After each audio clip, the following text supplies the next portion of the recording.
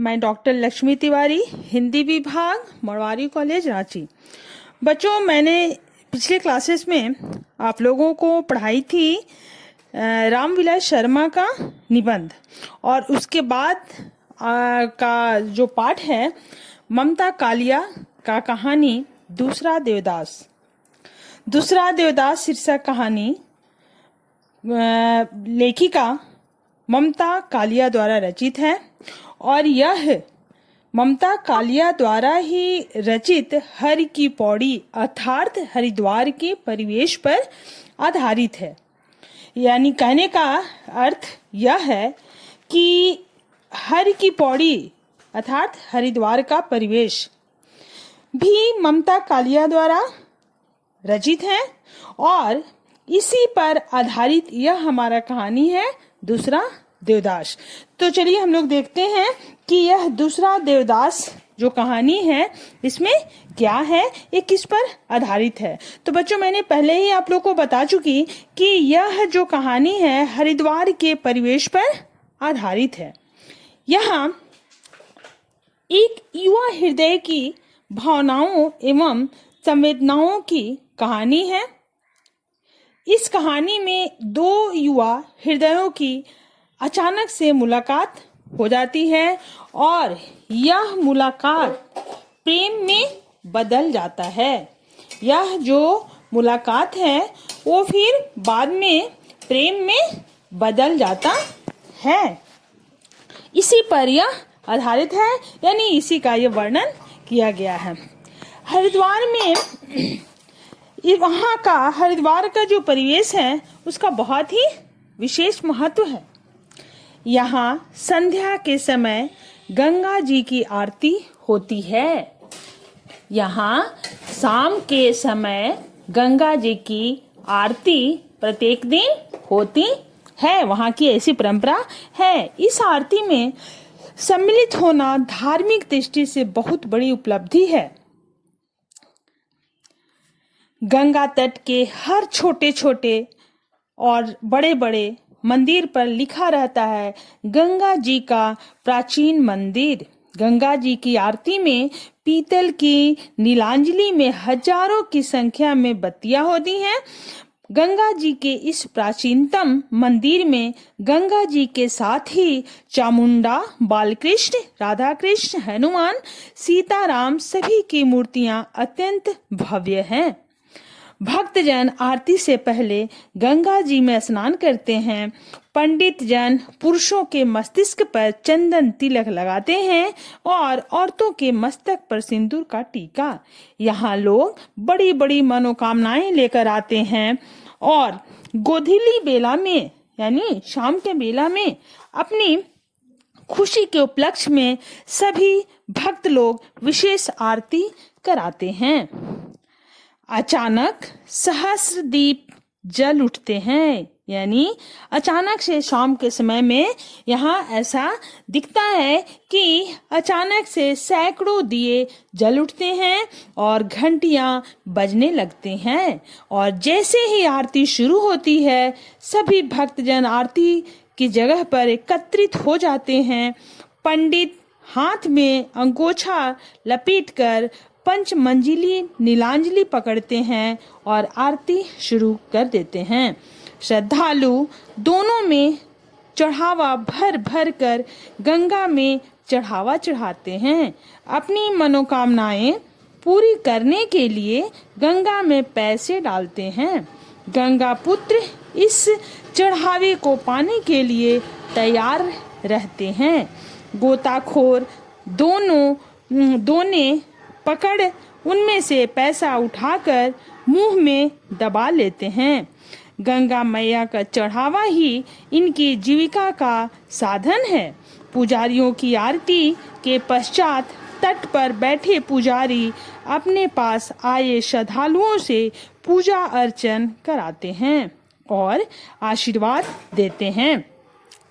कहानी का नायक संभव काफी देर तक नहाने के बाद घाट पर मंगल पंडा के पास पहुंचा तो वह बोले, जजमान बड़ी देर लगा दी, हम तो डर गए थे। पंडा ने संभव को तिलक लगा दिया। उसी समय छोटे से मंदिर के पुजारी ने संभव को दर्शन करने के लिए आवाज लगाई। संभव को यद्यपि इन चीजों में आस्था नहीं थी, पर नानी के कहने के अनुसार उसे ₹1.25 मंदिर में चढ़ाना था।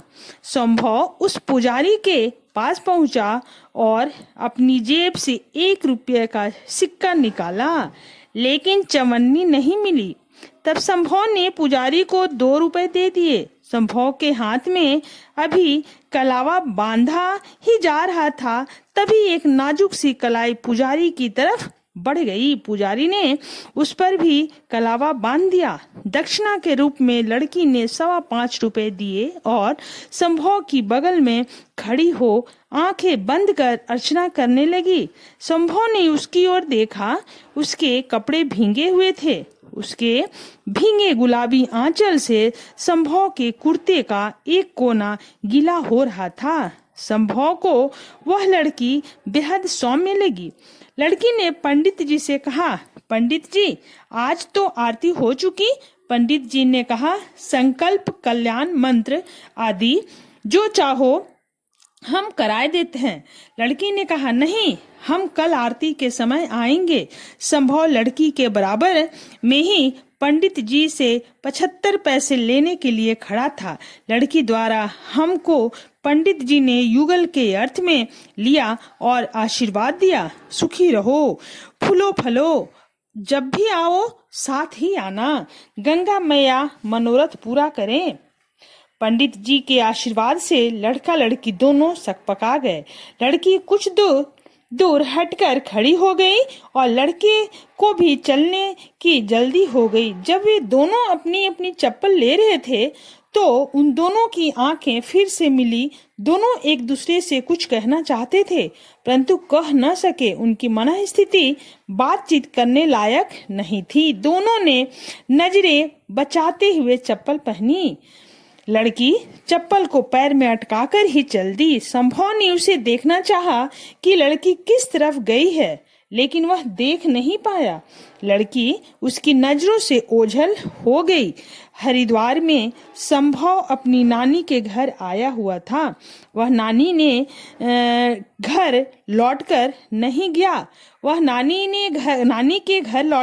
गया। वह गलियों में चक्कर लगाकर लड़की को ढूंढता रहा, परंतु लड़की भीड़ में ओझल हो गई थी। आखिर भटकते भटकते संभव हार गया।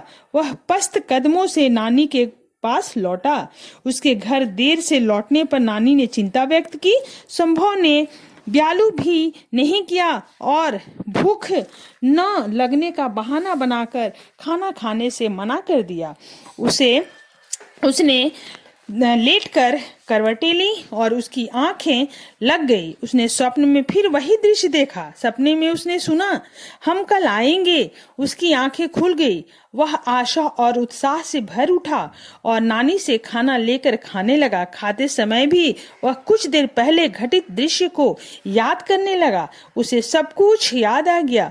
पुजारी का आशीर्वाद, लड़की का चिहुकना, छिटक कर दूर खड़े होना, घबराहट में चप्पल भी ठीक से न पहन पाना और आगे बढ़ जाना। संभव ने खाना छोड़ दिया। उसके जीवन में अभी तक कोई लड़की नहीं आई थी। वह एमए करने के बाद सिविल सर्विसेज का तैयारी कर रहा था और बैठने से पहले माता पिता के कहने पर गंगा मैया से आशीर्वाद लेने आया हुआ था। यानी संभव एमए पास करने के बाद सिविल सर्विसेज का तैयारी कर रहा था और सिविल सर्विसेज का एग्जाम उसको देना था। तो माता पिता के कहने पर वह गंगा जी का स्नान करने आया था, गंगा जी का आशीर्वाद लेने आया था। अनजान जगह पर एक अनाम लड़की से मिलना संभव के लिए निराला अनुभव था। उसे बेचैनी हो रही थी। उसने तय किया कि कल शाम को 5 बजे वह घाट पर जाकर ऐसी जगह बैठेगा जहां से पुजारी के मंदिर पर ही नजर रहे। उसे विश्वास था कि वह लड़की को भीड़ में पहचान लेगा। नानी ने संभव को उठाकर गंगा जी चलने के लिए कहा, किंतु उसने सोने का बहाना बनाकर इनकार कर दिया। नानी के जाने के बाद संभव उसी लड़की के संबंध में सोचने लगा। वह उससे होने वाली बातचीत की कल्पना भी करने लगा। लेखिका दिल्ली और हरिद्वार का परिवेश की भीड़ में अंतर स्पष्ट करती है। वह कहती है कि भीड़ में जाति पाति भाषा का महत्व नहीं होता है, केवल कल्याण की कामना थी। लोग स्नान ध्यान में डूबे हुए थे। संभव घाट पर बैठा बड़ी तन्मयता से इस दृश्य को निहार रहा था कि एक छोटे से लड़के ने हंसते हुए उसका ध्यान भंग किया। भैया, आप नहीं नहाएंगे? बातचीत में संभव को पता चला कि वह अपनी बुआ के साथ रोहतक से आया है। वह अपनी बुआ के साथ मनसा देवी जाएगा। संभव ने भी अनजाने ही मनसा देवी जाने का निर्णय ले लिया। मनसा देवी जाने के लिए संभव रोपवे स्टेशन पहुंच गया। वह एक गुलाबी केबल कार में बैठ गया। शीघ्र ही केबल कार मनसा देवी के द्वार पर पहुंच गई। वहां से संभव ने भी चढ़ावे की थैली खरीद ली। मंदिर के अंदर जाकर पूरी श्रद्धा के साथ मनोकामना की गांठ लगाई, सिर झुकाया, नैवेद्य चढ़ाया और बाहर आ गया। मनसा देवी के दर्शन करने के बाद संभव केबल कार से लौट रहा था तो उसे दूर पीली केबल कार में वही बच्चा दिखाई दिया जो उसे हरिद्वार में मिला था। उस बच्चे के साथ सटकर वह दुबली पतली श्याम सन्नी लड़की बैठी थी जो हरिद्वार में उसे मिली थी। केबल कार से उतरने के बाद संभव ने दौड़कर बच्चे को लपक लिया। दोनों में बातचीत प्रारंभ हो गई। बातों में संभव को पता चला कि वह हरिद्वार में मिलने वाली लड़की उस बच्चे की बुआ है और उसका नाम पारो है। दोनों के बीच संक्षिप्त वार्ता हुई और लड़की के पूछने पर संभव ने अपना नाम संभव देवदास बताया। यह आज बच्चों आज यहीं पर समाप्त करते हैं, फिर अगले क्लासेस में। धन्यवाद।